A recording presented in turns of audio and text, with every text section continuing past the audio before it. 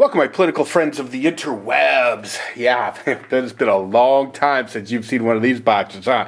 Yeah, well, the one nice thing about being a hoarder is that, I have things like this just laying around. That is a box of 9mm ammo. It is manufactured by a Chinese company called Norinco.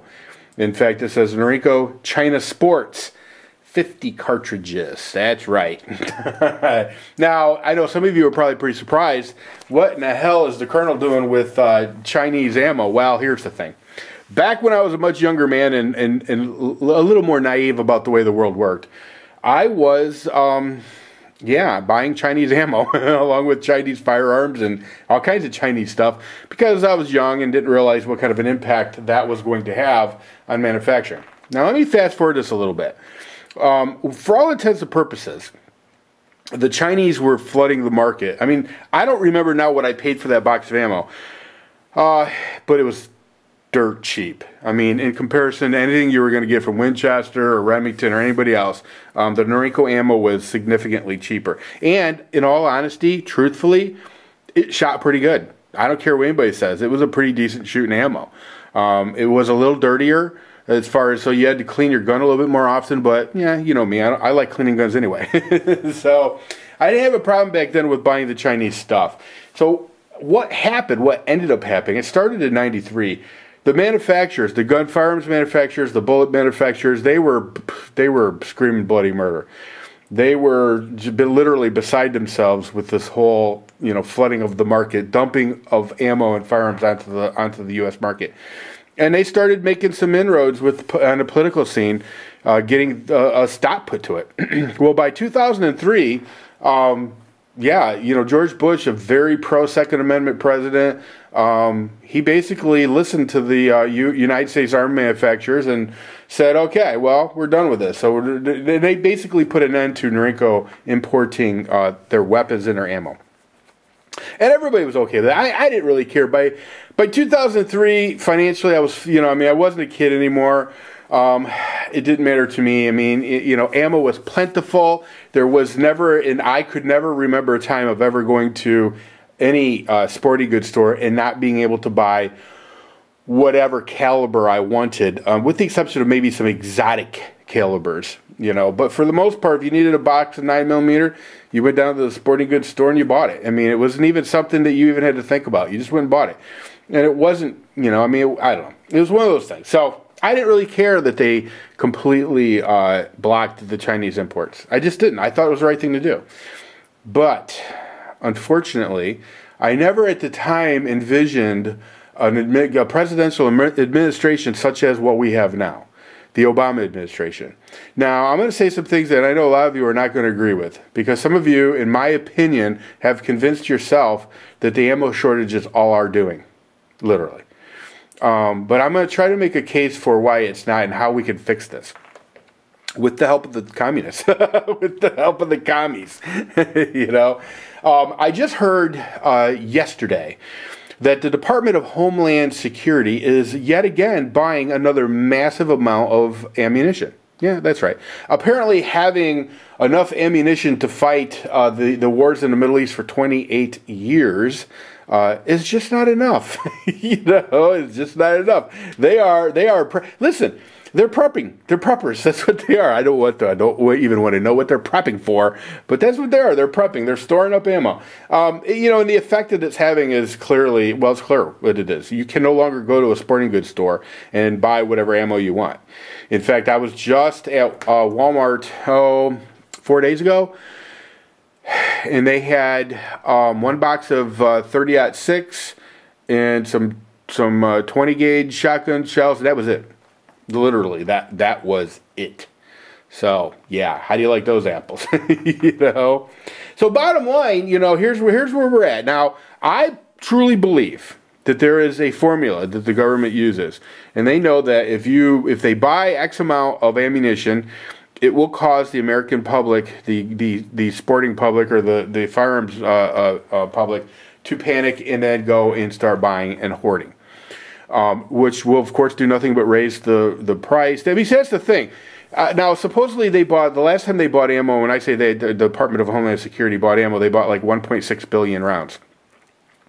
they know exactly how many rounds they have to buy to totally eliminate ammo from the stores. Okay, they don't have to buy it all. You know, they don't have to buy it all at all. And I always, you know, as a side note, and some of you might find this to be interesting, some of you may not, but I said years ago, if the United States government wanted to seriously remove cocaine from the streets of the United States, all they would ever have to do would be to go down to Central America where the stuff is grown, set up shop, and say, we're buying all the coca plants. You know, I mean, and it would raise the price to the point where, you know, a gram of cocaine on the streets of the United States would have been, you know, $5,000. You know, and only your George Clooney's and people like that would have been buying.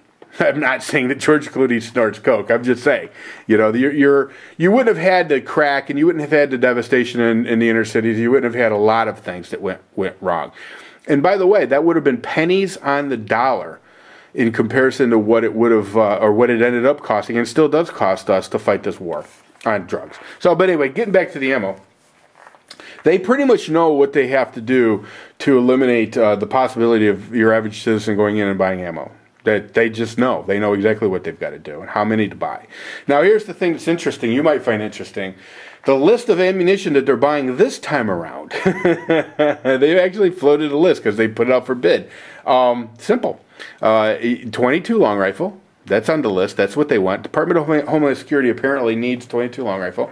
They also need 7.62 by 39 because apparently they're switching over to, start using AKs.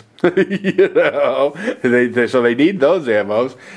Then what else is on there? 30-06. 30-06 ammo. They're buying plenty of that. And 4 10 gauge shotgun shells. Don't ask me why.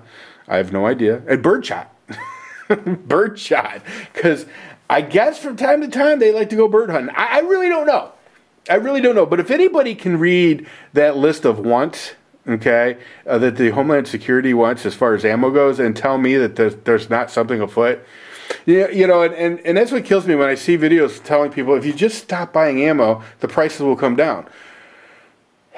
Well, and that may be true. Okay, but the main problem is not solved, and that is the government putting so much pressure on everything from primers to gunpowder to lead, to everything.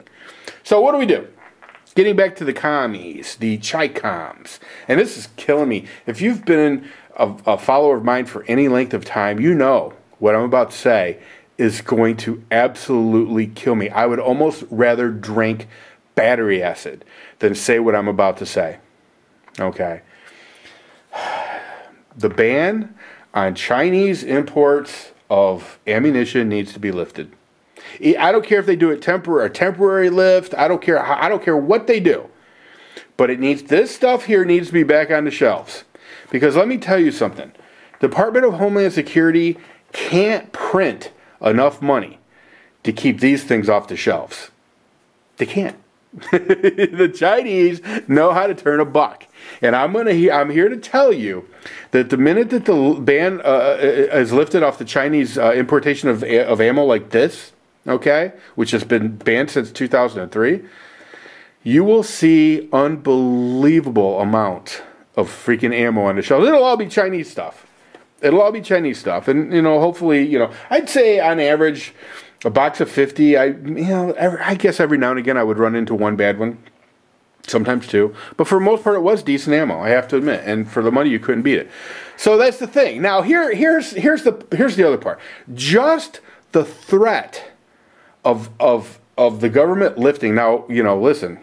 It's not some small task. It's going to take some doing. But just the very threat of it will get the bullet manufacturers in this country to tell organizations like Homeland Security to go pound sand. That maybe they need to go shopping overseas or something, because I'm going to tell you right now, Winchester, Remington, UMC, none of them are going to want this competition back. They remember what that was like. Okay, so how do we make this happen? I don't know. Honest to God. Call your congressman, tell them you want the ban lifted. I don't even know if it can be done without the authorization of the president. But here's the thing. Okay, so the President of the United States says that we're all a bunch of conspiracy theorists, and that this is all hyped by a bunch of people that are trying to make money. Well, then lift the ban. Just lift it. Give it a 6-month lift. Lift it for 6 months to see what happens. You know? But I think we all know. Apparently we all don't know. But I know. I feel pretty confident in saying that bottom line, in the end, it's all about the government backdooring the Second Amendment. They are infringing on our Second Amendment rights, and I can't see it in any other way. If you do, let me know in the comment section. But to me, what they're doing by basically, for all intents and purposes, going after the ammo, which is what they've done, and we've talked about that for years, but now we're seeing it. Okay, what they're literally doing is infringing on the Second Amendment, and it needs to stop. We need some brave congressmen, some brave senators to have some hearings on this. To drag Homeland Security up there and grill them. You know, ask for, hey, I want answers. Why do you need 28 years worth of war ammunition? Why do you need hollow points for training? Why do you need, I mean, you know, come on. You know, because so far the only answers that they've given have been pretty weak and sad and ridiculous. So, anyway, listen, I'm not going to make this crazy long. Of course, some people might say 11 minutes is crazy long. But let me know in the comment section what you think. Let me know if you think I'm way off on this. Wouldn't be the first time. Just let me know. I would just love to be able to go shooting more often. I have like maybe 20 rounds of 9mm. That's it. 20 rounds of 9mm. And this absolutely beautiful SIG 228 that I can't shoot. You know? I mean, you know, what are you going to do? So anyway, everybody take care. See ya!